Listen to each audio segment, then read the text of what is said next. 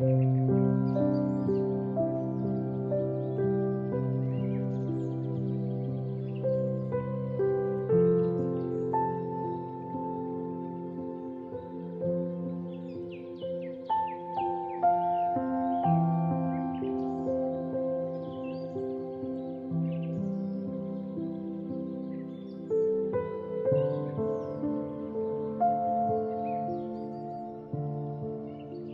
40 jours de prière, jour 8, mardi 10 mai 2022.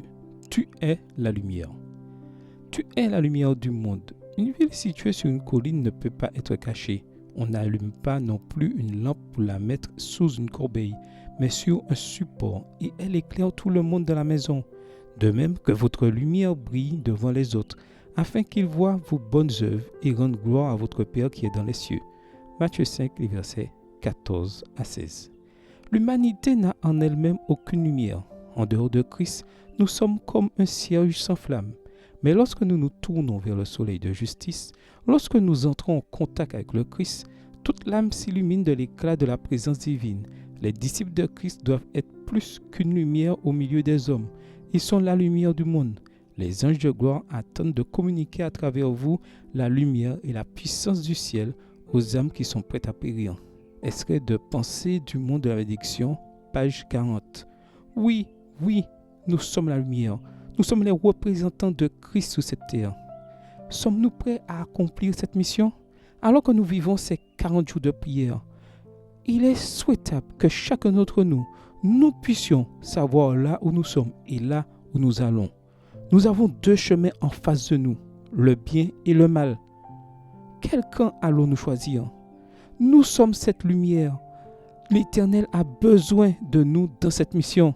Cette mission, certes, peut se réaliser sans nous, mais plaise à Dieu qu'elle se réalise avec nous et que nous soyons des éléments importants, que nous puissions proclamer l'Évangile, que nous soyons de ceux qui partagent sur nos réseaux sociaux tout ce que la parole de Dieu nous apprend chaque jour.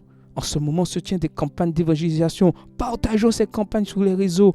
Éclairons les réseaux sociaux avec l'Évangile. N'hésitons pas. Soyons toujours là où le Seigneur nous demande. Dans cette ténèbre des réseaux sociaux, soyons cette lumière qui brille et qui annonce qu'il y a un Dieu qui revient bientôt, qu'il y a un Dieu qui sauve et surtout que Christ est mort pour chacun d'entre eux. La mission est là. Allons-nous l'accomplir fidèlement? N'hésitons pas. Soyons cette lumière jour après jour. Défi du cœur. Avez-vous bien entendu la citation partagée tout à l'heure? Vous rendez-vous compte que les anges attendent de travailler à travers vous pour atteindre les personnes perdues? N'est-ce pas incroyable? Vous êtes invités non seulement à être remplis du Saint-Esprit pour votre sanctification personnelle, mais à participer activement au partage de la vérité, de l'amour et de la justice de Jésus à un monde dont le temps est compté. Pensez à votre famille, vos amis, vos voisins, vos collègues. Demandez à Dieu de vous montrer qui a besoin de la lumière de Jésus dans sa vie.